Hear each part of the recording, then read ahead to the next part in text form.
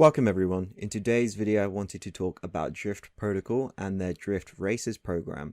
So recently they put up this post on their Twitter, Drift Races program. So they're taking applications from Degens from crypto Twitter.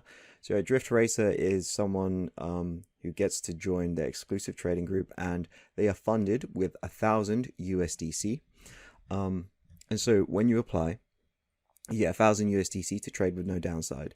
So I think at the end of the program, which is I think it lasts like 3 months, you're able to take any profits that you actually incur. So anything above like the 1,000 USDC, you get to keep profit wise. And so I'll be updating the channel like every Sunday with what trades I do and how well I'm doing, as well as the Drift Discord. So if you're in the Discord, you can follow along with my trades as well as some of the other Drift races as well.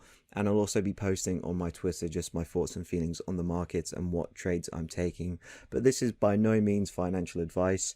Don't copy me with my trading. So yeah, just getting more into this. You'll get into an exclusive Discord group with other racers to share alpha and feedback, as well as prioritized access to potential future trading grants or competitions, receive publicity around being a Drift Racer, and then keep all profits you make above the initial 1K. So that's really cool. And then basically, these are the people who got chosen. So, you know, a group of 10 of us right now. You might recognize some of these names depending on whether or not you're active on crypto Twitter or the Drift Discord. So I knew a couple of these guys just browsing around crypto Twitter anyway. So I received my 1,000 USDC and I deposited it into Drift Protocol on the 17th of March. And so I've been able to start the competition now. I haven't made any trades yet, but when I do, I'll definitely keep you posted. If you want, you can put me on notifications on Twitter so you can see it in real time. And you can always wait for the weekly review I will do. I think I'll probably do it like every Saturday or Sunday. Now, depending on what time you actually go ahead and watch this video, they're doing a Drift Racers launch party. So that's Thursday at 7 p.m. EST. So that's on the 17th of March. So if you're watching this past the 17th of March, like it's no longer a thing that you can go ahead and watch. But I'll leave a link in the description down below. So you'll be able to meet the other racers, enjoy Drift themed trivia, and get in with lots of chances to win USDC, Drift merch, or a seat at the Drift team poker table next to Cindy. I've heard Cindy is very good, and so that will be fun. But within regards to what I'll be doing for the Drift Races program, so obviously I'm just going to try and earn as much money as I can, but I'm going to try and do it in a safe way. So yeah, I'm definitely not looking to get liquidated or anything like that, but we can see the different coins that are open to trade. So Sol, Bitcoin, ETH, Luna, Avalanche, BNB, Matic, Atom, DOT, ADA, Algorand, FTT, and Litecoin. So you know what, a pretty solid, you know, amount of coins here that I can actually go ahead and trade. And you know what, it's actually most of the coins that I would want to trade for now. I mean, there are some other layer 1 tokens that I would like to trade, for example Near or Thorchain, but Drift is limited to whatever oracles that they can get from Switchboard or Pyth, and they might not be added yet. So you know, once those oracles become available, then they might get added to Drift, depending on whether or not the community wants it. I will be staying away from Litecoin 100%. I'm surprised they added this. Like I don't know who voted for this, but basically to me, Litecoin is a scam because it's a, you know, it's a derivative of Bitcoin, but no one uses it.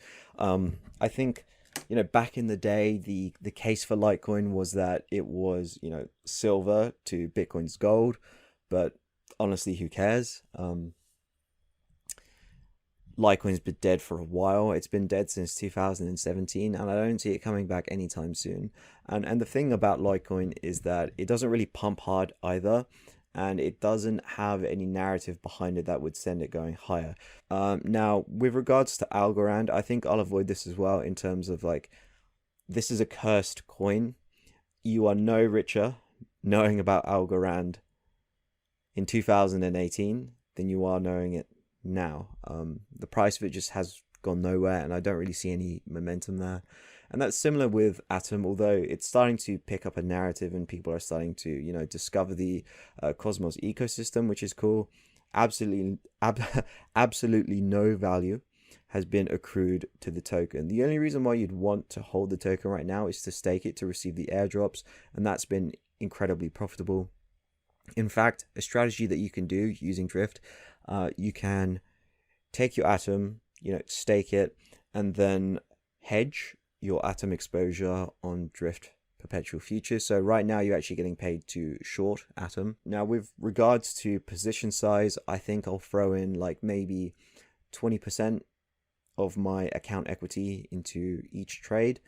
I think in terms of my average sort of loss, I want to average it out to be about 10%. And so if I put in 20% of my account equity and I lose 10% on that trade, that's only 2% of my total portfolio.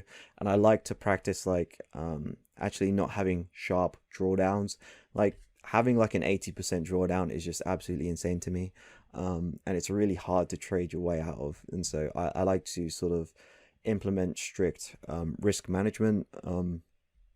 I really enjoy the works of Jack Schwager and all of the Market Wizard books that he's written, and I've read a ton of them, and I've taken away a lot of the knowledge there. And I think risk management is extremely important, especially within crypto. And within regards to my actual methodology, I'll mainly be trading breakouts. So I'm going to choose one of the coins. I'm going to look to see whether or not it's trending upwards or downwards, and I'm just going to figure that out by using some moving averages. So if the 50 simple moving average is above the 200 simple moving average, then I'm going to assume prices are trending upwards, and I'm generally going to be bullish. And then if it's below, then I'm just going to not even look at that token anymore, right? So as of right now, Solana currently isn't on my watch list because to me it's still in a downtrend, and it's been a downtrend for a while, since the 29th of December. So basically all year it's been in a downtrend, and if you'd have avoided it, then that's perfect, because it's down like 49-50% this year. So I will mainly be trading breakouts on the 4-hour time frame. However, I will also be trading on the daily time frame as well, depending on whether or not I feel things are starting to get more bullish again. But thank you for watching. I hope you enjoyed this video, and make sure to subscribe for more videos like this one.